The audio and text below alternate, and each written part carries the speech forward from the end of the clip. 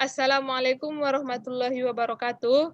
Pertama-tama, marilah kita ucapkan pujian puji syukur kita kehadirat Ilahi Rabbi yang telah memberikan kepada kita nikmat kesehatan dan kesempatan sehingga kita masih bisa melaksanakan proses konseling kelompok pada malam hari ini.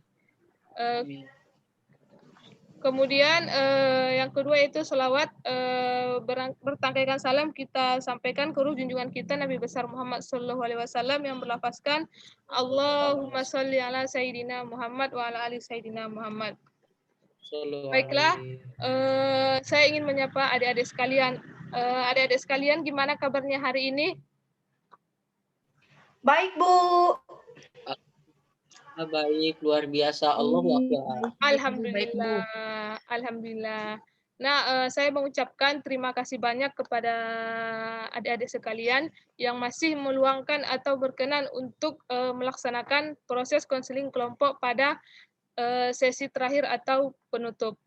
Nah, kita sudah sampai pada sesi terakhir atau penutup, di mana pada sesi ini yaitu adalah kita seperti ada sesi penilaian, tindak lanjut, kemudian dari apa yang telah adik-adik peroleh selama kita melakukan proses konseling dari tahap 1, 2, dan terakhir.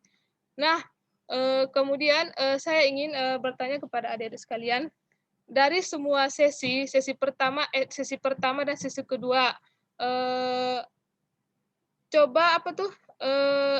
coba adik-adik sekalian rangkum apa sih yang kalian dapatkan selama proses konseling kelompok ini. Merangkum apa yang terjadi selama proses kelompok ini. Untuk adik-adik sekalian, saya persilahkan, siapa duluan?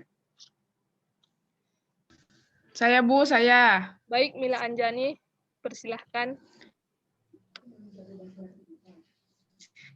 Baik, saya Mila Anjani akan meringkas inti dari beberapa tahap atau sesi yang telah dilaksanakan. Jadi kesimpulannya yaitu empati ketika kita mendengarkan orang lain berbicara ataupun ketika kita mendengarkan orang lain curhat. Nah, kita tuh harus berempati dengan cara saya juga merasakan apa yang kamu rasakan walaupun kita tidak mengalami hal tersebut. Tapi kita harus kayak misalnya kita tuh memberikan kalimat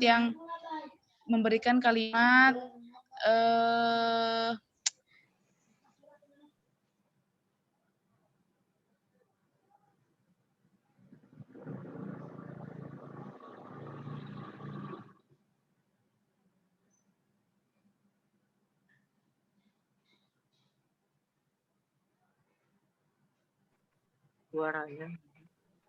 Ika dipotong ya, Kak? Dikit ya, Kak. Tadi berisik. Cepat. Iya, jadi intinya Ujang atau Jang? Aing enggak. Jadi kesimpulan dari beberapa tahap yang telah kita lakukan yaitu kita harus mempunyai rasa empati kepada orang lain karena ketika kita mendengarkan atau orang lain sedang bercerita, curhat, kita harus berempati dengan cara kita tuh mengeluarkan kalimat seperti saya juga merasakan apa yang kamu rasakan, seperti itu. Walaupun kita tidak mengalami hal tersebut, tetapi dengan kalimat tersebut orang yang curhat ataupun yang mengungkapkan sesuatu tersebut bisa merasa lebih baik atau bisa merasa lebih tenang, seperti itu. Contoh kecilnya seperti Siti bercerita tentang masalah pacarnya yang nggak kunjung pulang gitu kan, misalnya nangis-nangis gitu, terus bercerita kepada saya, terus saya mencoba menenangkan, oke, baik Siti, saya juga merasakan apa yang Siti rasakan, saya juga bersedih karena Siti sahabat saya, seperti itu. Okay. Itu kalimat yang insya Allah bisa menenangkan apa yang dirasakan oleh Siti Soleha, oke? Baik. Mungkin itu saja yang bisa saya sampaikan, kesimpulan dari saya, kurang lebihnya saya mohon maaf. Iya, terima kasih. Kemudian selanjutnya saya persilahkan kepada adik-adik yang ingin merangkum dari proses konseling kelompok kita. Mungkin untuk Haikal dipersilahkan.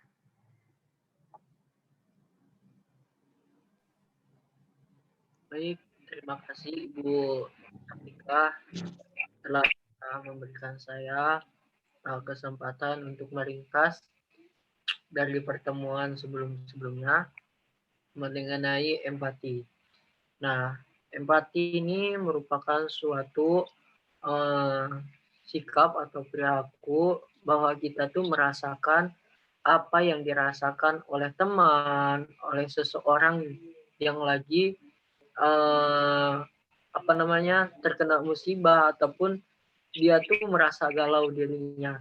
Jadi ketika dia merasakan sedih dalam dirinya, nah kita tuh merasa empati terhadap seseorang tersebut gitu.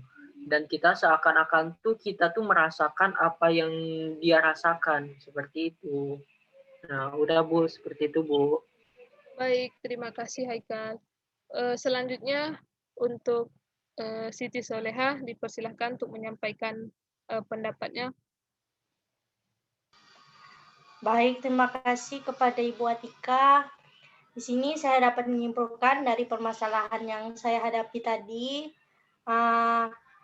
Saya setuju dengan pernyataan dari Haikal dan juga Mila Anjani bahwa empati yang kita rasakan itu kepada orang lain tuh harus mempunyai kayak empati yang tinggi untuk merasakan perasaan sama seperti yang saya rasakan meskipun orang itu tidak merasakan pengalaman yang saya alami. Kemudian melalui empati ini juga kita bisa memahami perasaan orang lain, kemudian lebih dekat dengan orang lain, kemudian bersikap terbuka dengan orang lain gitu. Jadi itu yang dapat saya sampaikan, Bu. Baiklah, terima kasih kepada Siti Soleha. Kemudian itu tadi kan adik-adik sekalian sudah menyampaikan rangkumannya selama mengikuti proses konseling kelompok ini. Nah, berikutnya Ibu mau bertanya, apa sih manfaat yang dapat kalian ambil setelah melakukan proses konseling ini dari tahap 1 dan 2 itu? Mungkin saya persilahkan kepada adik-adik sekalian. Ya, untuk Haikal, silahkan. Bu, saya. Iya, silahkan untuk Haikal. Ya, Bu, terima kasih Bu. Jadi, sama-sama. Nanti saya selama mengikuti kegiatan proses konseling kelompok ini mengenai empati, bahwasanya saya tuh banyak sekali manfaat yang didapat, yang dimana saya tuh mampu merasakan empati terhadap seseorang yang mengalami permasalahan, misalnya sedih. Nah itu dimana saya merasakan apa yang dia rasakan gitu. Jadi saya tuh setidaknya saya tuh memiliki rasa empati terhadap orang-orang di sekitar saya yang mengalami permasalahan atau mengalami hal-hal lain yang menganggapnya tuh dia tuh sedih gitu. Jadi tuh saya tuh bisa merasakan itu manfaatnya Bu. Baik, terima kasih. Itu tadi manfaat dari Haikal. Kemudian saya lanjutkan mungkin untuk Siti Soleha. Ya, dipersilahkan untuk menyampaikan manfaatnya. Baik Bu, jadi manfaat yang saya rasakan Bu selama mengikuti proses konseling ini dari tahap pembukaan sampai akhir ini, yang awalnya saya itu kurang berempati kepada kawan-kawan, kepada lingkungan sekitar. Jadi setelah mengikuti proses konseling ini saya jadi bisa kayak memahami perasaan orang lain, bahwa kita itu sebagai manusia itu membutuhkan orang lain, dan kita itu butuh support, kayak support kawan, support orang yang mengerti kita gitu. Itu berpengaruh kepada kehidupan kita gitu Bu. Ya, terima kasih Siti. Mungkin Mila Anjani. Manfaat yang saya rasakan selama proses kegiatan konseling kelompok ini, saya merasa lebih baik Bu untuk jangka panjangnya, karena dari beberapa momen atau event saya tidak pernah terlalu empati gitu sama orang, cenderung bodo amat gitu Bu. Jadi saya itu sekarang lebih lebih berempati karena sudah mendapatkan bimbingan dari Ibu dari kegiatan ini. Alhamdulillah. Nah, kemudian jika tadi itu manfaatnya kan, kemudian Ibu juga mau bertanya, kan kalian ini sudah mau terbuka dalam menyampaikan masalah empati yang ada pada diri kalian, ataupun sudah mengalami manfaat. Mungkin kalian juga sudah mengalami perubahan pada diri kalian. Nah, bagaimana sih cara kalian menjaga komitmen agar tetap bisa bertahan terhadap perubahan empati yang kalian alami pada diri kalian sendiri? Mungkin bisa disampaikan bagaimana komitmen yang harus kalian terapkan. Untuk adik-adik sekalian, saya persilahkan yang ingin menyampaikan. Siti. Singkat saja sampaikan, tidak perlu panjang-panjang. Kemudian komitmen yang harus kalian pertahankan. Kepada Siti, Ibu persilahkan. Ya, Ibu dipersilahkan. Jadi komitmen yang harus saya terapkan atau yang komitmen yang harus saya jaga gitu dalam jangka panjang itu, saya harus memelihara rasa empati yang sudah saya dapatkan sekarang ini, agar rasa empati saya itu tidak berkurang. Semoga rasa empati saya itu makin meningkat, Bu. Iya, baik. Itu saja. Selanjutnya mungkin untuk Haikal atau Mila Anjani, siapa yang mau duluan? Saya silakan. Iya, Mila, silakan. Komitmen yang saya lakukan itu, Bu, jadi kalau misalnya ada banyak orang yang curhat gitu sama saya ya, Bu ya. Saya jadi gimana ya? Jadi empati saya itu lebih, kalau saya sih komitmennya dengan cara lebih banyak mendengarkan orang lain, berbicara dengan orang lain. Jadi kan kita tahu gitu ya, Bu ya. Iya. Gimana sih perasaan orang lain, lagi sedih atau enggak gitu, Bu.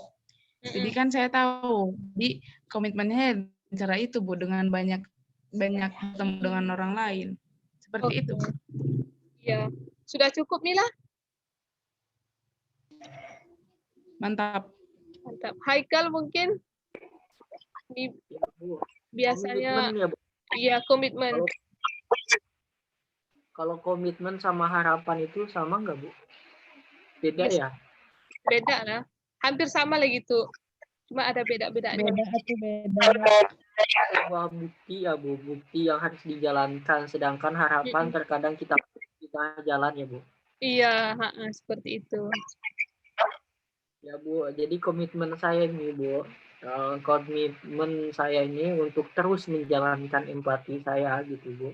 Saya itu harus tetap berempati kepada siapa orang, kepada siapa saja gitu, Bu.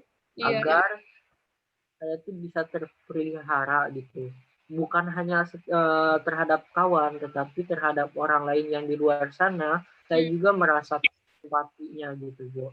Apalagi di lingkungan sekitar. Nah, itu harus kita pelihara, kita jaga komitmen tersebut mengenai empati. Karena empati ini sangat orang itu tidak ini ya, Bu. Orang itu tidak mungkin semuanya bisa menjalankan empatinya ya, Bu. Makanya saya berkomitmen Bu, tanpa ada harapan, Bu. Iya. Komitmen. Baik. Sudah cukup, Haikal? Itu saja? Mantap. Alhamdulillah. Mungkin kan di sini Ibu sebagai fasilitator kalian, kemudian apa sih mungkin atau ada kekurangan atau sisi positif negatif kepada Ibu yang bisa kalian sampaikan selama kita melakukan beberapa kali pertemuan gitu. Terus apa sih harapan kalian supaya nanti ke depannya proses konseling kelompok ini bisa berjalan lagi mungkin dengan baik yang sesuai dengan yang diterapkan gitu. Mungkin ya Siti. Mila dulu. Saya dulu ya, Ika. Iya. Jadi menurut Siti konseling kelompok ini sudah berjalan dengan baik. Semoga tetap efektif seperti ini, Bu. Dah itu aja, Bu. Untuk Ibu sendiri nggak ada kan nih? Mungkin dari ada kekurangan. Pasti kan dalam menyampaikan materi ataupun dalam melakukan konseling ini pasti ada kekurangannya gitu, ada kelebihannya gitu. Apa yang harus Ibu perbaiki mungkin? Kalau menurut saya, Bu, udah bagus, Bu. Alhamdulillah. Dan Ibu udah the best lah. Alhamdulillah. Terima kasih banyak Siti ya. Mungkin berikutnya siapa lagi? Saya, Bu. Ya, Mila Anjani.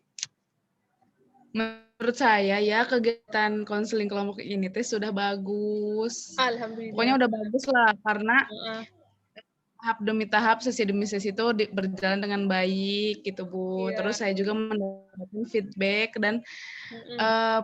dan juga bisa lebih baik gitu, Bu. Sifatnya gitu, Bu kan. Terus kalau untuk Ibu sendiri, Ibu pokoknya mantap banget lah, mantap. Yep, sip. Alhamdulillah. Terima kasih banyak Mila. Untuk Haikal mungkin, ya silakan. Nampaknya Haikal ini semangat sekali ya. Semangat sekali saya, Bu. Walaupun lagi karyawan ini, Bu. Ya, semoga cepat sembuh. Ya, Bu. Saya setuju pendapat teman-teman yang 2 orang tadi, Siti dan Mila. Setuju bahwa kegiatan ini sangat manfaat dan kegiatan ini luar biasa, sangat positif gitu, Bu. Kalau bisa sih Ibu bukan hanya sekali 2 kali untuk mengadakan ini, Bu, tapi selanjutnya juga Ibu mengadakan. Itu mungkin saran saya kepada Ibu gitu. Ya, tapi kalau pembawaannya, Bu, Ibu nyaman, tenang, pokoknya mantap, Bu. Alhamdulillah. Mantap. Terima kasih banyak ya Haikal. Sudah cukup? Sudah. Mungkin dapat disimpulkan bahwa sebenarnya kalian itu sudah banyak mengalami perubahan pada cara kalian untuk berempati kepada orang setelah kita melakukan mungkin dari tahap pertama, tahap kedua, sampai dengan tahap terakhir ini. Nah, Ibu harap kalian bisa meningkatkan lagi empati pada diri kalian masing-masing. Kemudian mungkin jika masih ada masalah yang mengganjal di hati kalian, mungkin kita bisa melakukan proses konseling kelompok lagi, di mana kalian bisa menghubungi Ibu melalui WA atau ditelepon, kan nomornya sudah ada. Nah, kalian bisa menghubunginya untuk kita mengadakan pertemuan lagi jika mungkin menurut kalian masih ada yang kurang dalam menyelesaikan masalah ini. Oke, iya. Nah, untuk yang terakhirnya sebelum Ibu tutup proses pada sesi terakhir ini, Ibu ingin menanyakan berapa sih tingkat kepuasan kalian terhadap terlaksananya proses konseling kelompok ini dari tahap 1, 2 maupun ketiga. Kemudian serta kesan dan pesan yang kalian peroleh gitu. Ya, dipersilahkan mungkin kalian untuk menyampaikan tingkat kepuasan kalian dan kesan dan pesan kalian. Mungkin kan pasti ada tuh pesan-pesannya. Setelah bertemu dengan sebelumnya mungkin sesama kalian belum kenal menjadi kenal gitu. Nah, Ibu persilahkan. Saya, Bu. Ya, Mila, persilahkan. Pokoknya pesannya itu, Bu, pokoknya hari ini senang karena sudah pengajaran gitu. Terus kalau pesannya Siti mungkin Haikal mikrofonnya dimatikan dulu. Iya, Mila boleh lanjutkan? Kalau kesannya tuh sangat senang, Bu, merasakan senang gitu karena sudah mendapatkan pelajaran gitu pada hari ini. Terus kalau misalnya pesannya itu semoga di segmen di tahap berikutnya ataupun sesi konseling yang selanjutnya itu kita bisa bertatap muka langsung, tidak dengan via Zoom ataupun sebagainya gitu, Bu. Jadi kan biar kelihatan langsung gitu gimana sih gitu kan, Bu. Udah, Bu, gitu aja lah pokoknya. Iya. Pokoknya hari ini mantap, Bu, pokoknya lah. Iya, terima kasih, Bila. Mungkin berikutnya siapa lagi yang ingin menyampaikan? Siti, Bu. Ya, Haikal. Tingkat kepuasannya berapa jika diskalakan 1 sampai 10? Terus ya udah saya aja dulu Bu, Iya. Kalau tingkat saya Bu, selama mengikuti kegiatan konseling kelompok ini, tingkat kepuasan itu berada pada nomor 9 Bu. Alhamdulillah. Kalau itu nomor dari 1 sampai 10 gitu Bu. Karena dari berawal kita mengawali kegiatan konseling ini, saya terus berusaha untuk menerapkan dan mengaplikasikan dalam kehidupan sehari-hari saya, sehingga saya dapat merasakan apa itu empati Bu, dan saya bisa merasakan itu. Nah mungkin kalau pesan-pesannya ya sama seperti Mila Bu, semoga kita bukan ya virtual, tetapi kita melalui tatap muka gitu, dan semoga cepat di pandemi ini selesai gitu Bu, cepat pulih kembali dan bisa bertatap muka biar saling akrab gitu Bu.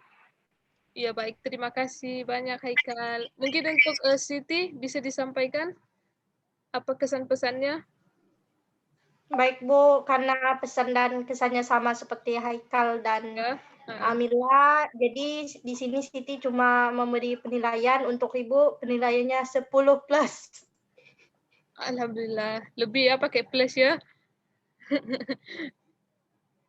Mungkin ada lagi yang ingin disampaikan? Nyalakan Sudah Bu. Sudah. Alhamdulillah ya. Mungkin cukup sampai di sini proses konseling kelompok kita pada tahap terakhir ini.